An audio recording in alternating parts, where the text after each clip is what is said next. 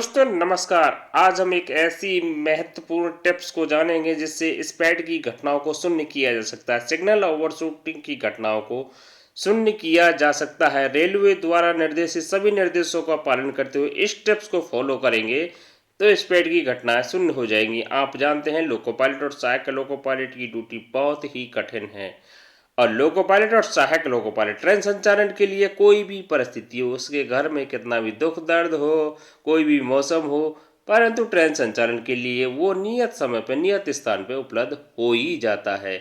Loco pilot और सहायक loco pilot train संचालन संबंधी सभी नियम कानूनों को अच्छी तरीके से जानते हैं, परंतु भूलवश या किसी कारणवश वो उन नियमों का पालन नहीं करता है, जिसके कारण स्पैड की घटना होती है। और स्पैड की घटना होने पे लोको पायलट जिस आप बचने के लिए सबसे अच्छा है कि स्पैड की घटना ही ना हो, उसके लिए इस वीडियो में बताई हुई टिप्स को फॉलो करेंगे और रेलवे द्वारा निर्देश दिए गए हैं उनका भी साथ साथ में अनुपालन करेंगे। तो चलिए उस टिप्स को जानते हैं जो कि स्पैड की घटना को शून्य कर सकती है। जैसे ही एक पीला सिग्नल दिखाई दे, सब काम छोड़ के सिग्नल पे ध्यान केंद्रित करिए और साथ ही साथ में ब्रेकिंग चालू करिए और गाड़ी की गति का कम होना सुनिश्चित करिए।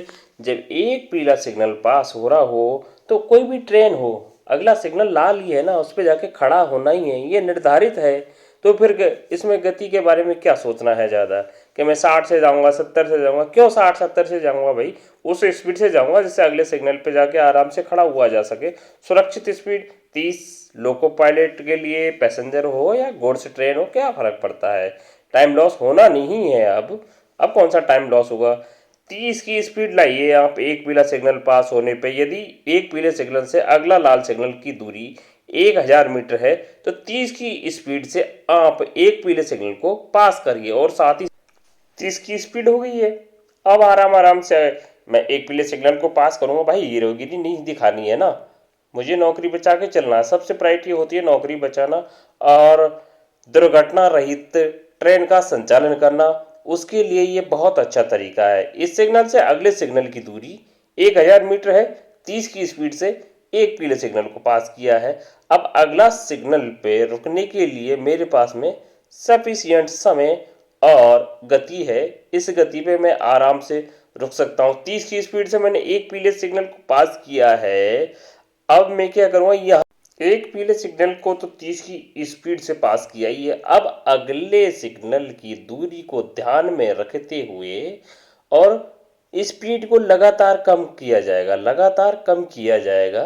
अगले लाल सिग्नल पे ट्रेन सुरक्षित रूप से खड़ी हो जाए। इस बीच सिग्नल को देखना, स्पीड को कम करना, यही मात्र एक काम है। इसके अलावा कोई अन्य काम नहीं करना है।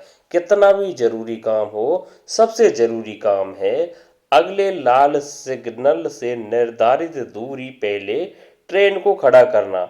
अब यहाँ पे कोई काम नहीं करना, ना कोई सामान को अपना जो होता है लगेज उसको समेटना है, उसको जमाना है, ना किसी की कोई बात सुननी है। बस लोको पायलट और सहायक लोको पायलट लगातार सिग्नल एक्सचेंज करेंगे, एक दूसरे से सिग्नल को दोहराएंगे, स्पीड को दोहराएंगे और स्पीड को कम करते जाएंगे। अगले लाल सिग्नल पे रुकना है। इसके लिए ये टिप्स आप ध्यान रखिए, स्पीड 0 हो जाएगा। यही सबसे महत्वपूर्ण ड्यूटी होती है लोको पायलट की। देखिए आगे सिग्नल लाल है, स्पीड कितनी कर रखी है इसने, इस लोको पायलट ने स्पीड ले रखी है 3, 4, 5 की ज़्यादा स्पीड है। सिग्नल के नज़दीक है, 2-3 की स्पीड से बढ़ रहा है। देखिए 2-3 की गति से बढ़ रहा है।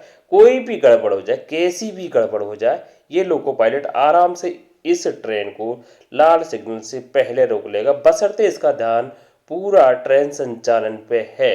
ये सिग्नल इस बीच लोको पायलट सहायक लोको पायलट का सिग्नलों को दोहराने का तरीका सबसे महत्वपूर्ण है। सिग्नल है ना, सिग्नल है होम सिग्नल है ना, होम सिग्नल है ना। इस गति को आप और भी कम कर सकते हैं। यदि दो सिग्नलों के बीच की दूरी कम है या ब्रेक पावर कम है, वो आपको पता है, आप सब नियम कानूनों को जानते हैं, बस उनको फॉलो करना है। एक पीला सिग्नल पास करते ही लोको पायलट की ड्यूटी और भी ज़्यादा महत्वपूर्ण हो जाती है।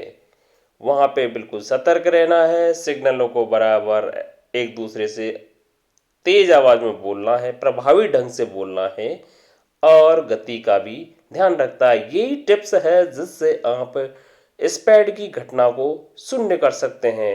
दोस्तों, आपको ये वीडियो कैसे लगी इसके कमेंट्स बॉक्स में कमेंट करके अवश्य बताएं। थैंक्स दोस्तों, धन्यवाद।